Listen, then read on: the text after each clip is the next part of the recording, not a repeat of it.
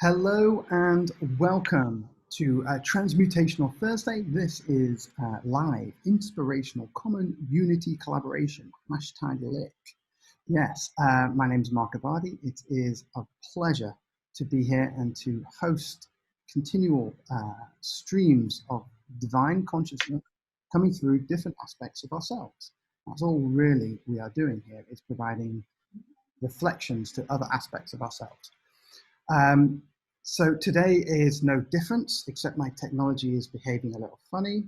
Thank you. Today we have Terasa Livingstone, and she's going to be sharing on loving to be of service. Terasa is an Australian-born actress and can dance backwards in heels and still crack a stock whip like a true Aussie jillaroo. Jillaroo, I got it, jackaroo, jillaroo, right. She's a successful equestrian, horse trainer, a professional dancer. She's an awarded TV host, podcaster, leather maker, jeweler, designer, yoga teacher, lifestyle coach, life coach. Her life is rich with experience. These days, Terasa is focused on social evolution, hosting an intimate talk show called The Extraordinaries. Yes. She speaks with changemakers, BLM activists, and protesters fighting for social justice. Together with her partner Will, she's been extending their services and love to young people struggling with their identity, sexuality, and empowerment. Together, they joined White People for Black Lives, so that they can learn how to eradicate any white supremacy in their lives and the lives of those around them. You can find out more on the links below.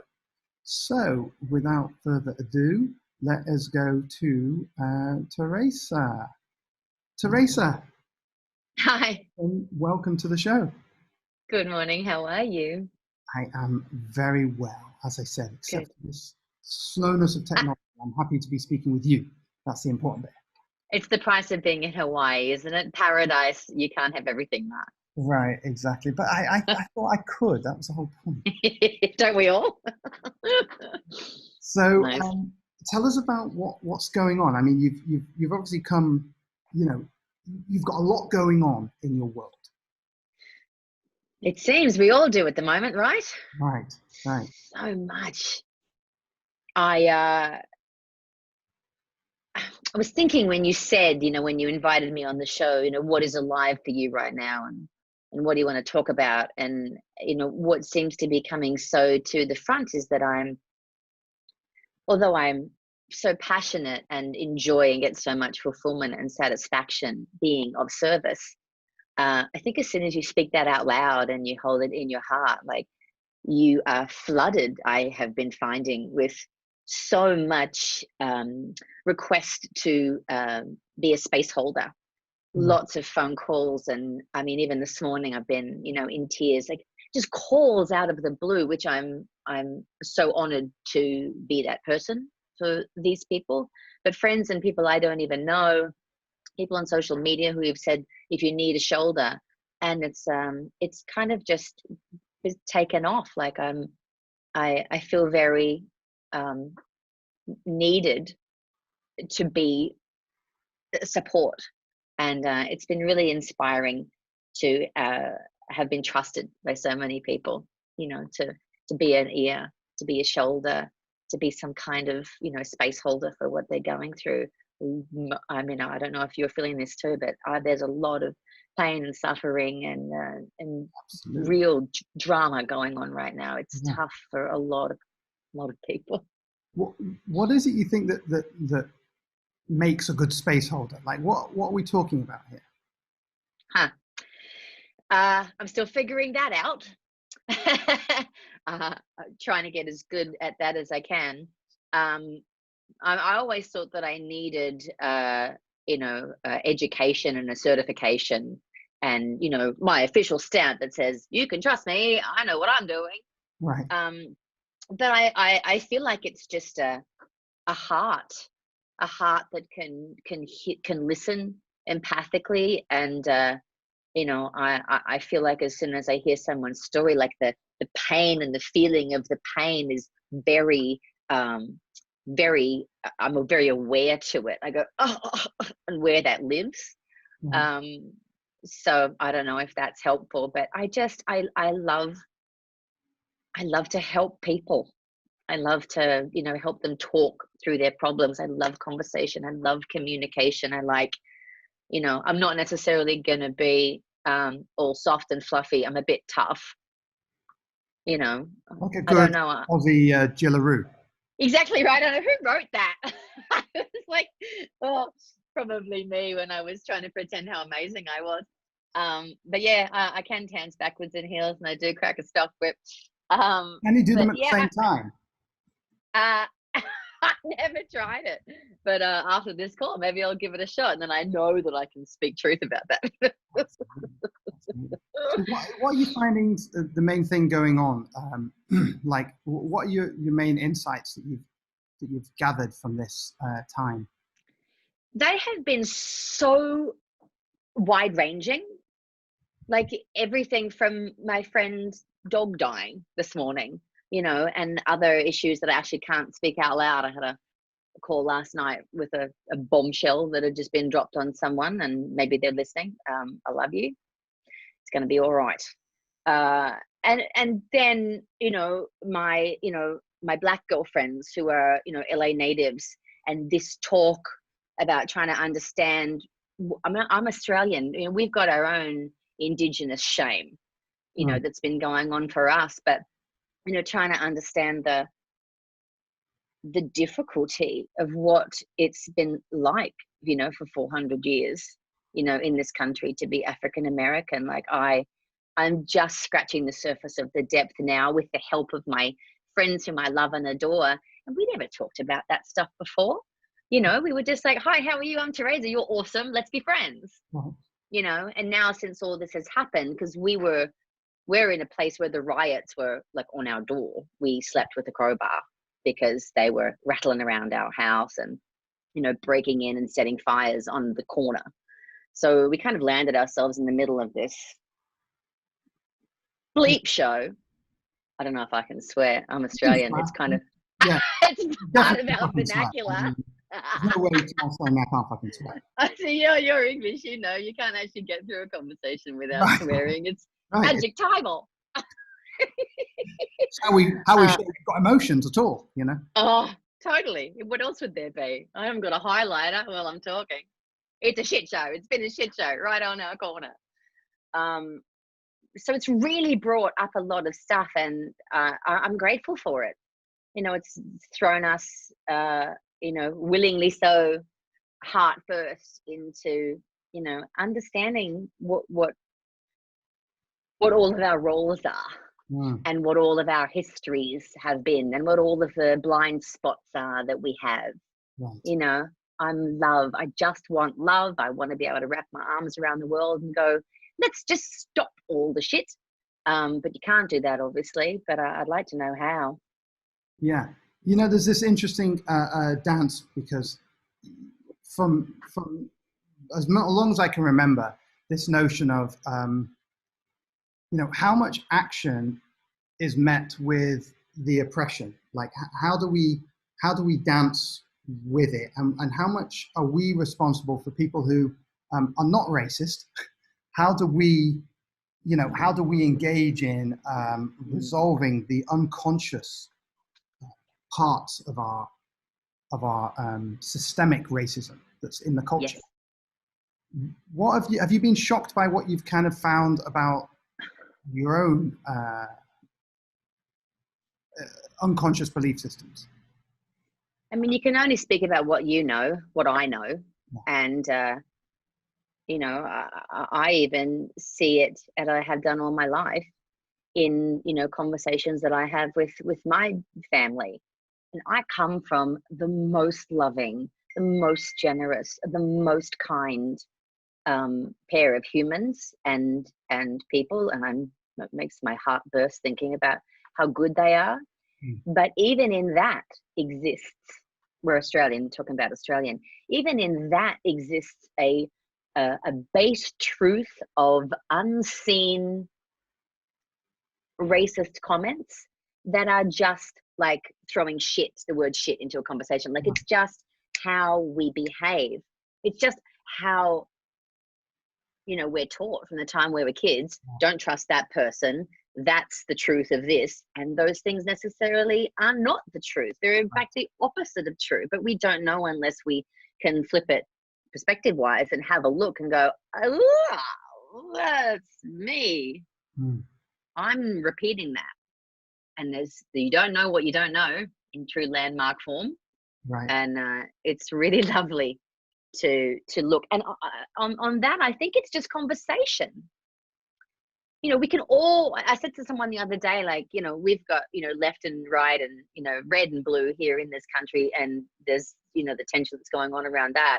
You know, there's even families, daughters and parents, you know, runs Republican, the daughter's Democratic. And how do you have those conversations when there's so much stubbornness? But, you know, the age-old thing that wars come from, just your opinion and the fact that you believe in this God and you believe in this one doesn't mean I have to kill you. Right. I want to hear what you have to say and hear your passion about it and go, ha, I believe that is so true for you. How fascinating. Right. And therefore, what's true for me could potentially be fascinating for you. Let's talk about that. That's a fireside wonder. But we just get so caught up in being told we're wrong, and so much empowerment by telling someone else they're wrong. It's a strange human thing to me. I don't know. Yeah, that's very interesting. That notion that people get empowerment by what's really going on there when people are saying you're wrong, that belief's wrong, and they argue it. There is a power trip there. Yeah. Don't you think it lives somewhere? I don't know. Not a clue. You know, not studied anthropology or anything, but it's got to be some kind of survival thing, right? You know, some of us went up into the hills, some of us stayed down here, some of us had fire, some of us didn't. It's like being a part of a team is hopefully, you know, the squad that moves forward. Right. We're never really safe to just go, I'm going to go over into the forest by myself, because you don't survive. Yeah, no, absolutely. I mean, there's a thing in psychology. It's a minimum group paradigm, which is basically I like that. Yeah, when you put people in just basic groups, they don't even know who's in the group. You're not given it a name or anything. You've just labeled it A and B. People discriminate negatively against the out group and positively against the in group. Yes. So there is definitely this, historic anthropological thing where we've I mean, even your sporting events in England, you will kill each other because you're lost. So is that something that we need to, look at? Do we need to end sporting events? No, life is sport, isn't it? It's still in the game. Play on. But I think it's fascinating. It seems to be, no matter how far we grow and how much progress we make, that primal need to do that, still exists. I don't know if it's ever going to change, but it seems to be one of the things that keeps us small. So, I mean, what are you finding that some of the things that reflections are helping people realize? I mean, what is is it the fact that we're all one group? I mean, is that what we're going for now? Is that, there is no separation between, I mean, there are these people who've said things like, I don't see color. Now, that's kind of, I mean, what do you say to something like that? It's interesting you said that because Extraordinaires is the name of the podcast. And I interviewed a dear friend of mine, my African-American girlfriend, born in Los Angeles, really heartbroken and torn, and in her words, has lost hope. And we were talking about that. Oh God, I just went off on a whole tangent in my brain. I wrote down separation. And then what was the thing that you said? That was the second topic. What do we think about what? Sorry? Well, people who say, I don't see color. Color, thank you. I had that exact conversation, And when I was a kid, I don't think that I did. I mean, of course you do, but it has no effect. It has no, I didn't really recognize it as going different. It was just like wonder, like looking at a flower for the first time that's bright orange and going, wow, you know? And I didn't mean to offend anyone by saying I didn't see color, but when I was a child and was so pure, that never occurred to me. Of course, now it's fair to say, I see you. I do not intend to take any of who you are away from you. I do see you. I see you as beautiful. And at no point does the fact that your skin is black have anything reflect on me to say, oh, we're different. Other than I need to understand in this country that I have to figure out there's certain words and terminologies that are misconstrued as they're not in Australia. Right. It's a serious thing here. You've got to be so careful. Yeah. I have absolutely noticed that. Being British, we don't seem to do in Britain. We don't seem to do racism in the same way. I think we're more focused on classism, and how much money you've got and how educated you are. I think that's the real thing there. But you're saying your black friend that you were speaking to in LA, she's feeling particularly low at this time. Like she's not feeling inspired by everyone coming together and seeing the truth of what's going on. And that was a surprise to me too, because in my naivety, I was like, has this same kind of force never been seen since like MLK walked those freedom fighters across the bridge in Selma? Like it didn't seem like there'd been so much international or people like me of every color getting behind the movement. And she was like, what, we've been here before and nothing changed. It's funny that, it's not funny, it's strange that that's the sense that you got from there. I think we're at a cross point we've never been before, mainly because we've got the internet. Never before can we spread things so quickly, spread realization so quickly. And that's what excites me about this, is that we can share this sort of the outrage without having to necessarily all be in the same physical location. Yeah. So what do you think are some of the things that need to happen for us to sort of evolve here? Well, I don't want us to stop. I think that's what's happened in the past. It seems so overwhelming. That's why people don't vote, right? You're just like, what's my vote? What's my thought? What's my effort going to do to change that? Right. And I just think I can't get over this overwhelming feeling that you and me and everyone who's not government are the masses. We are the overwhelming majority. And, mostly, mind you, I'm Australian and California. So many people think the same way, that I do, that we do. Yeah. And so it feels very, powerful and positive here. But that's where I think those conversations come in handy. Like talking to every single person, even on the street, take a moment to endear yourself. Someone said this beautiful word. I think it was a sheikh. Forgive me if that's incorrect, but he was definitely wearing some beautiful headdress, and he was speaking, and he said, endear yourself to someone who doesn't look like you. Right. I thought that was beautiful. And I just think we can't stop doing that. And you can't stop internet, educating yourself. Google is free. Right. How do you learn about what white supremacy, means? It's not just about a black issue. White supremacy keeps all of us down. Just the color of my skin doesn't appear to be an additional negative. None of us are free in this point. We're all being many more than most. Agreed. Don't get me wrong.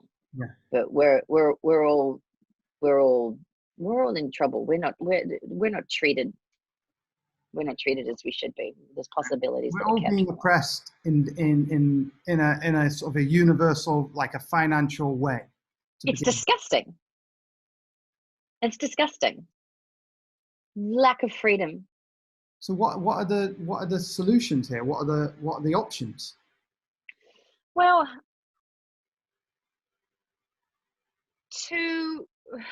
that's the thing. Like, I don't enjoy politics.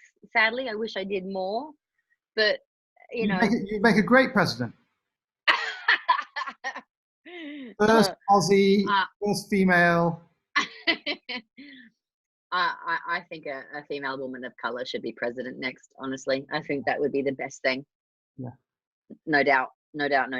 How are you? I mean, what are you thinking on the politics front? Like, there was a part of me, when Trump got elected, I was actually pleased. I was happy, in the sense that. Way. So in the sense that I believed Hillary is evil and hidden, evil and hidden. Yes. And I believe that Trump would so outrage people that he would stimulate people to rise up. And from what I see, that is exactly what's happened. There's been a rise up, not only of the more women and people of color in Congress and in the government now than there ever was. I mean, look, we've got AOC out of this. Yeah.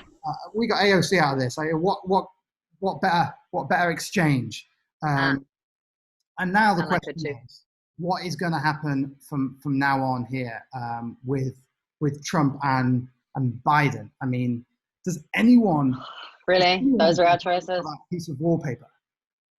Oh, why is it just that we have to suck up those two choices? Right. What the fuck is that about? Oh, that's it? You can only have shit old rancid milk, or you can have toilet water. What do you prefer to drink? That is a great double. I'm quoting you on that. Why? I don't want to drink either of those, please. I'd like champagne. I don't. So, I mean, it seems like the power structures are keeping us down. We have to put people in a place of leadership that give a shit.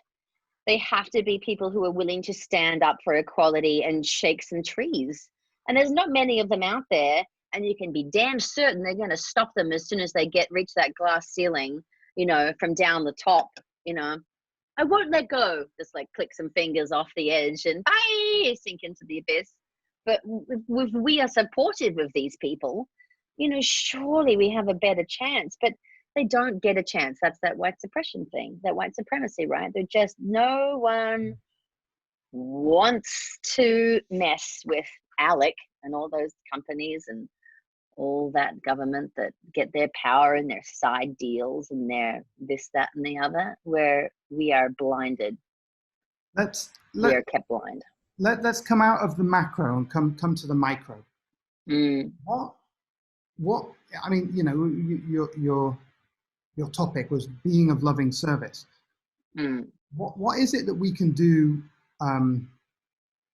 inside ourselves to promote and help change go on? Like, does it make a difference?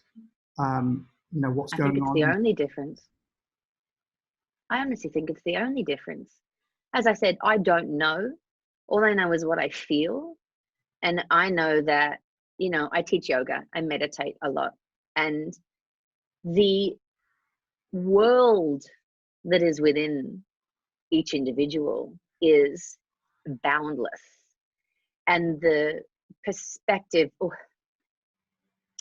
the level of compassion and empathy and understanding and truth that you can turn onto yourself, we all know, you cannot hide from that little tiny voice that says, why'd you just say that?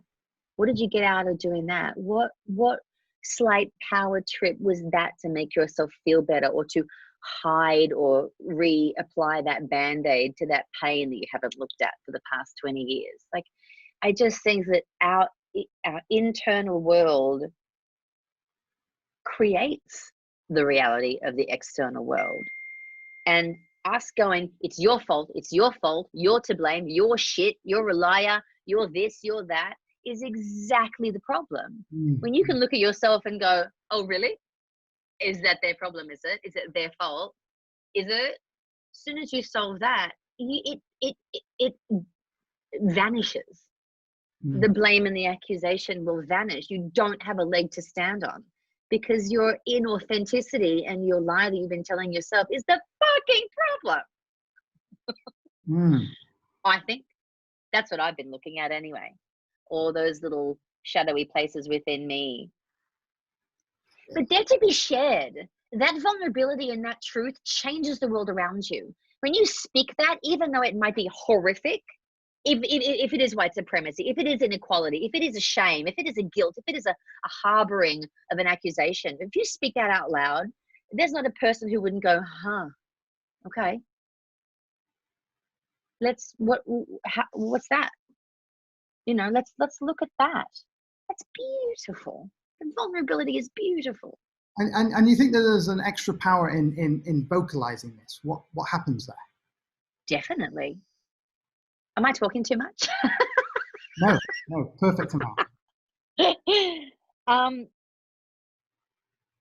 You cannot. So you can't. There's some studies where they say you can't. I read this recently. You can't have a thought unless you know the words around it. Like, some cultures and stuff don't have the like Eskimos have 20 words for snow or whatever. Yes, exactly. Or some languages don't have the capacity to express coulda, woulda, shoulda. So they're very much in the now. I think that it all has to start with a feeling, and then you have to try and figure out what the words are to go with it. Like these feelings and these emotions live deep down in some place that we've never named, we've never called them. Therefore, there's no personality and no separation that you can have between them to look at it and go, "What are you, globule of suffering?" They live so deep that we don't know that they exist because they're so intrinsically part of us. They think they can't be changed and therefore they can't be blamed, or else we'll never succeed and go forward and be the thing that we want to be. But to eradicate those and see them and dismantle them is how we flourish, not only in our own, micro world, but the entire world. Like shit can't grow unless there's some good soil. You don't get flowers unless you fertilize them with some shit. You have to have that, to get the flowers. And I think that those things have to be, there is great power in looking at the truths of yourselves and say them out loud. When you can speak them, they then are something that you can deal with. That's what therapy is about. Right. Answer me this question and then have yourself go, I can't believe I said that out loud. Your neuro-linguistic programming is there without you even having to create it. You go blah, blah, blah, and you realize you've said 6 words that are horrific that you would never say to your mum or your 7-year-old self. And you go, I just said that out loud again. Yuck. Yeah. And then something you said interestingly is about the space. There needs to be space between things for us to realize they're there. Yes. So because there is this question about how do we meet oppression, and do we meet it with like the same patriarchal force and kind of fight it out, and then where is the magic of the space, and how does that? This is so tough. I had this conversation with my friend. It was the most recent episode of Extraordinaires. We were talking about that same thing. And if you had have asked me before that, I would have said, take a page out of MLK's book, Gandhi, but it didn't work. That I'm just going to offer you my heart and be a reflection of the goodness within you. Doesn't necessarily transmute an evil, because it just means they win again. There's nothing that reflects and makes them go ew about themselves. And so, in some aspects, she was justifying the power of the violence. To fight violence with violence at least gets your attention, right? At least says, fuck you, Right. you know, but then isn't there the space, you know, if two bears or two, you know, carnivorous animals are going to fight, like one doesn't lay down, you're dinner, you know, you have to go, I am your match, don't you fuck with me, you know, and then you figure out, you know, whose territory it is. Mm. But we're trying to figure out that it's both of our territories. So there's an equality that has to be met, not only with our compassion, but with our ferocity to stand up for what we know is right. So to stand up with ferocity for what you know is right and true means that you know, back of the hand, I don't know, but I'm not gonna, I don't want us to kill anybody anymore. I don't want that to happen anymore. I don't know. I'm speaking out my ass. I don't know what the answer is, You know, but it's an interesting thing because obviously, you know, when I think about bullies and oppression, I want to stand up and fight that with all my force, all my fire, all my ferocity. But then also, I ask myself, what is feeding those systems to continue? That's, within yourself. well, the question is, how much am I the universe upon which I look? Mm. And if I am that universe, which is a suggestion of all spiritual teachers, and you know, and practical experiences in the meditation, then what can be done inside the inner vehicle to suffocate the fire that is oppression? And is that as powerful, more powerful? You know, sitting down and meditating on world peace, Right. or specifically on the reduction of oppression because of a racial identity. Mm. Is the power in that as much as going on the streets and smashing the windows to get attention? I want to say my initial response is that both are necessary in equal measure.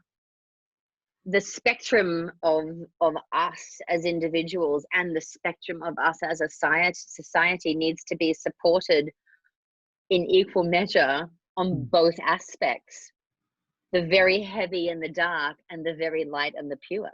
Wouldn't it make sense that we have to practice sharpening your spear, and well as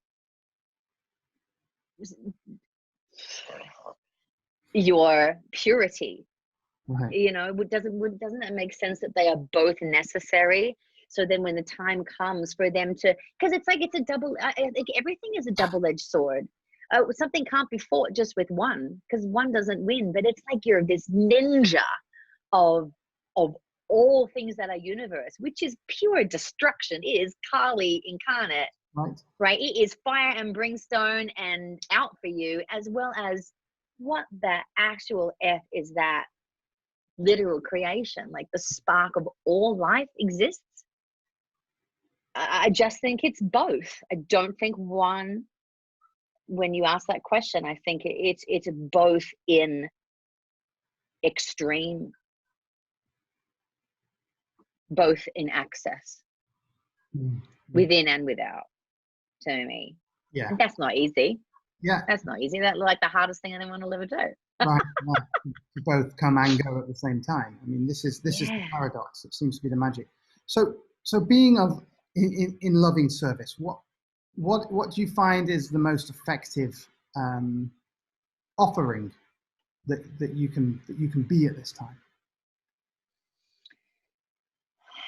So the most that I personally can be at this time is a communicator. I feel like we've leveled up, and as far as, you know, my husband's and my relationship goes, you know, as sovereign beings, we've leveled up in our access to authenticity of our own truth, and being able to speak that in the second. Like, I find that is very powerful, to have an awareness not just in your morning journal, and that might be where it starts, but for me to, the second that I feel an emotion bubble up, that is the darkness, that is the bully, that is and even the lover, even the Gandhi, even the whatever it is, to have a second's space, as you say, to see it as if I have, I've named, there's 6, 7, 20 different individual characters within each person that you could actually make a film about, like Inside Out. You know what I mean? Oh, this is my little, I call her Sheila. She's outrageous. Right. Sheila. Yeah, you know who she is. But to have that separation, for when you say that and go, where does that live? That communication that you have within yourself, to understand where all of the things come from, and then to be able to outwardly share that. Like, I'm just at the part of communication. I'm at the part of having opened myself up to a number of people and have that come back and say, you said that you would hear me. I need to speak about this. Mm-hmm. So all my dreams come true of being, a therapist, but not the education, seem to have come true, and I'm thrilled. So just communication, I think, for now. And then I'm doing a lot of, I'm joining volunteer groups and trying to figure out how I, join the education about, equality, especially in this country, in Australia too, all that. So we're both part of a sacred couple community called Eden. Yes.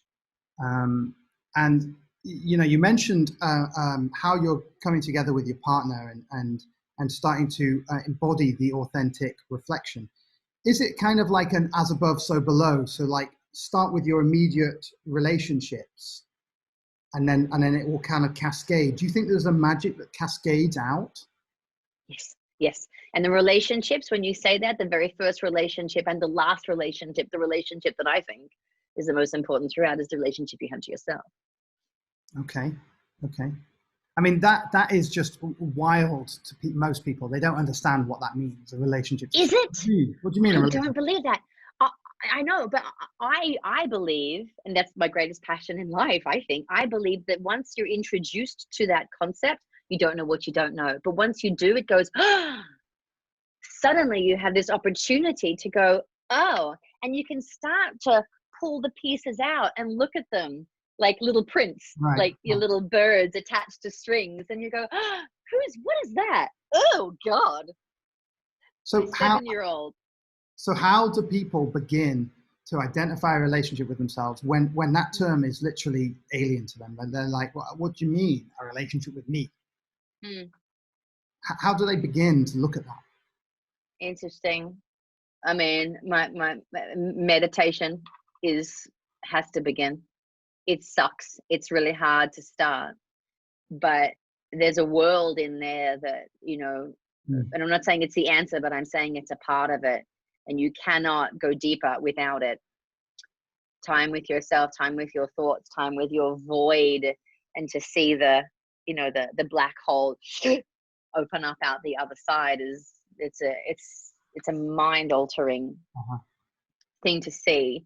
And I think then I don't know if you don't believe in therapy, that doesn't have to necessarily be the way to go, but a conversation has to start happening where journal, sit down and walk through your life month by month from the first memory you have.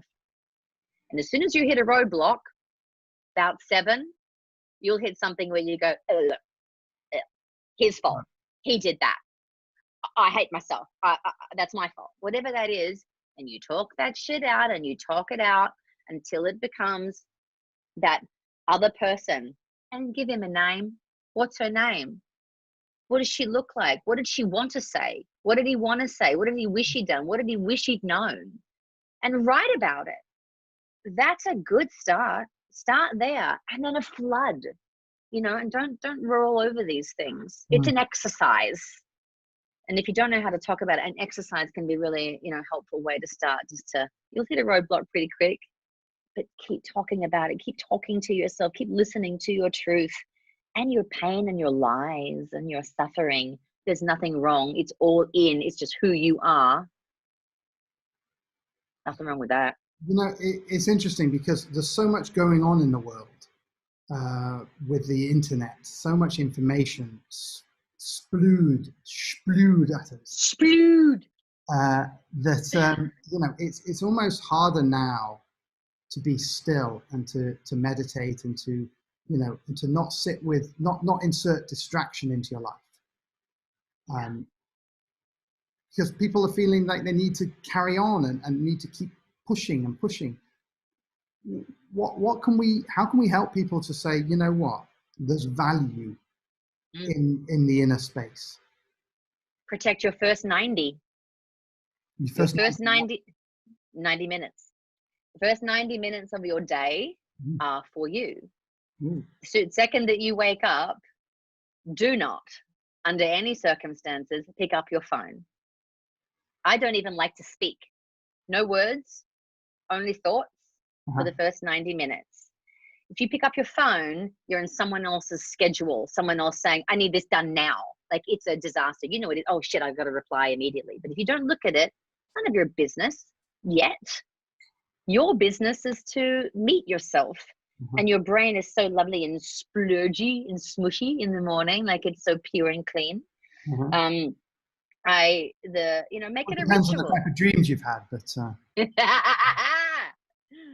boom, boom. So true. Not many people outside England and Australia know what that means. Boom, boom. Exactly right. Exactly right. I love that. Commonwealth. You know, I pick up my journal and I write. Just write 2-3 pages, and I don't stop until the 2-3 pages are done, even if it's all work and no play makes Jack a dull boy, all work and no play makes Jack a dull boy. No, but you just keep writing. Just keep writing. Whatever comes up doesn't have to make any sense, doesn't have to use punctuation. You might even never have to read it again because you can't. It's such splurgy scroll. And then I do some yoga, some stretching. I look at some birds, some trees, breathe in some life, and then I meditate. You know, do some sit-ups if I want to, add whatever it is. But the first 90 minutes, no food, no coffee, no, hi darling, how are you? No, oh, got to pay that bill. Not, oh, got to reply to that person. That just in and of itself is easy to do because you do it. You brush your teeth 2 times a day or maybe more. Then you just give yourself the first 90 minutes. It's all right. We can do that. But the benefits that arise from that are 20-fold. First 90 minutes. I mean, it sounds great. And 60. 60. It's getting less. It's getting less. Well, if you need to, you can build it up, but don't set yourself an impossible goal. But he won't haggle. Won't haggle. Oh, so good. Again. He's a very naughty boy. Cultural. He's not the Messiah. He's a very naughty boy. You can't do those anymore. Yeah. Oh, so cultural appropriation, indeed. Absolutely. So obviously the point here is to give yourself sacred space continuously in the morning, right? Yeah. I mean, anytime, but how hard is it later? Yeah. It's impossible. I can't drop in. I can't drop out. When you open your eyes, all you have to do is breathe. Put your feet on the floor. Take a seat somewhere. Look at a fucking leaf. That's transformative. Look at a fucking leaf. Again. Look at a fucking leaf. I'm going to get a t-shirt made. Look at a fucking leaf. Fucking leaf is a great t-shirt. Why don't you? That'll be on the back. Why don't you? On the back. Or be in service. So this is the point that it seems like the being in service is being in service to yourself first. I mean, I hadn't thought about that until you asked of this, but that's exactly I think my passion stand. Absolutely. If you can't find an answer outside, or you can't make the world around you change, perhaps it's because the only answer that you need is to master you. And we have access to that. But again, even the terms master, I mean, right? Think about all of the implications of that. Now, but aren't we masters of ourselves already? Well, this is supposed to be the point, that we want to master ourselves, but then the term master implies that there's someone subordinate to it. Oh, does it? Well, doesn't it? Oh, I The wouldn't have. master and the slave. Oh, I see. I didn't see the term. If we Google the term, is Yeah. that the only No, because there'll meaning be of it? like a qigong master or a kung fu master, but they are masters because But they're the leaders. what about the mastery of an artist? The Yeah, mastery of a paintbrush? yeah, but that's because they're the best in their field, right? They're the top of their field. See, I don't see it that way. I don't see it that way. If I was to, like a calligrapher or something, as a master of the instrument, and I do see that, you're actually right. My brain and my being are two separates. We have a left and a right. We have sometimes more than that. But it is mastery of your connection to source over that which is human. So to take it in again, it's not a subordinate from outside over anyone else other than my my my my truth and my purity shall hold mastery over my ignorance, my suffering, my pain, my defense. Right, right. So it's a mastery of truth and authenticity. Ah, yeah. So how does mastery look in a relationship? Oh, there's no such thing. There's too many people. But again, I think you're really hitting on something that I don't know if I'd completely been able to say out, that I'd never spoken to myself before. But I think my stand is always that everything can be solved when filtered through an authentic inner lens that has been polished and tended to. Right, right. And it seems like owning everything that's inside you Oh, is the yes. first step of that, right? Yes, even the pain. Right, right. How can you not to laugh at yourself and go, I did that. I used to think that was cool. Right. Hilarious. But I think more concerning for people might be how certain people have oppressed them. The cops did this to me. True. This person kicked me out of their restaurant or whatever. Like how again, owning the relationship to the pain of someone else oppressing you. Understood. I understand that. But if you break it down, they'll talk about that in Landmark a lot. You know what I mean? Not that I've done a couple of things, but some of their language that they use is good. The action was what happened to you, but you chose to make it mean oppression. Right. The action happened to you, Yeah. but you filtered it through the lens that made you be worthy or available to be oppressed. If you know your worth, and that might have just been their ignorance and their insecurity doing their job and not seeing it that it was anything personal, we are the ones who choose to be oppressed and continue the feeling and the label that is what is done to us, when in fact that is what we are doing to ourselves because we labeled it. Right. Right. We empowered it with meaning. And continue to empower it with meaning. And continue to. Yeah. Yeah.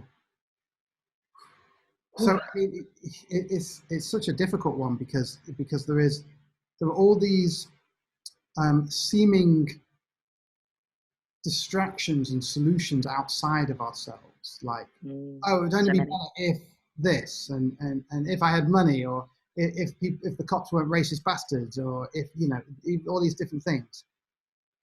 Whereas there seems to be, first off, what you're saying and what I'm agreeing with is that inside the center of self, there seems to be a process that we are continuing to feed. Again, it's like the wolf story. Which wolf do you feed, type of thing. Yes. And so what's people's first step to self-empowerment?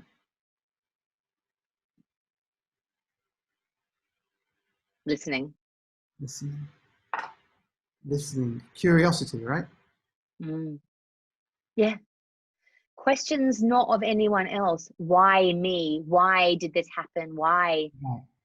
But just listening to yourself. Look, there'll be 1,000 other questions come, and they will exist for, you know, all eternity possibly. But to think, or to realize that what we do have unfettered access to is this body, Right. this soul, this mind, this history, this circumstance, this truth. And if you can, don't use the word master then, but if you can involve, to evolve, involve first. Right. Take an exploration into involution so you can feel what's in your cells. Like, what do you think? Why do you think that? And take responsibility for everything that's ever happened. And this is going to suck, but everything that happened to you, consider that you did that. Right. In order for you to what? Learn a lesson that perhaps you didn't learn in a past life, if you believe in that. To, you know, I mean, I know that all of the things that I ever fucked up now are coming into a ball. I go, how could I have possibly seen that all of those thousands of things that I did or fell into or failed at now can come together? And if I can polish that ball and see that they were all necessary elements to creating this emerging desire that I wish to create for and within myself. I couldn't do that without revealing and experiencing those things. It's fascinating to me. Every relationship, every job, everything that broke my heart, now I go, thank you. Wow. Yeah. I mean, it's take responsibility for everything that happened to you, so that you can empower the self with the ability to respond. You're taking the responsibility, as opposed to blaming some external force. Don't do that. It's just further pain. If you can blame, if we're going to use those words, blame, or see that your choice to have that be necessary for you to push it away and blame someone else, you can turn it back in and heal that pain and find forgiveness in yourself. It's gone. And there is no then need for you to blame anyone else, because you have just transmuted it within your, right? Can you feel it? Right? It's in your spine. You know, yoga, movement, tapping. Oh my God. Tapping. All the tools. Find the things that you can do to move pain and energy and have it come up. You cannot go over. You have to go through. It has to go through. You have to go through all of it again, or else you're just going to keep going through it again and again and again. Amazing. Oh, wow. Terasa, thank you so much for coming on. I didn't think I had anything to say. Yeah, you know, you're an Aussie girl. You've always got something to say. I know. Sorry. You can tell me to shut up anytime. I'll just buy you a beer. I'm really, all I've been thinking about the whole time is you in heels, walking backwards, doing your... Oh, I'm going to do it. Doing your snap thing. What did you call it? I'll do it. A whip. Stock whip. Stock whip. Yep. Oh, wow. Fun to make that crack happen. Yeah. That's what I want to do in life, I think. Make that crack happen. So we just go, boom. Right. Look at a fucking leaf. Yeah. Why don't you? Why don't you? Thank you for doing what you do. Thank you for doing this every day and bringing on such, you know, lovely conversations and committing yourself to, I mean, it's an effort, a daily effort for you to do this. And I just want to say thanks for just having a container where things like this can happen, and you reach out to such interesting people who have such interesting points of view. And I just think that's a beautiful thing that you're doing. And I'm really grateful to you, Wellness Wizard. Thank you so much for your wonderful, kind words. Okay, I'm just going to sum up the show. Thank you, Terasa, for coming on. Love to all. I will speak to you soon. Okay. Thank you. So good to have Terasa on the show. So much wisdom in the obvious.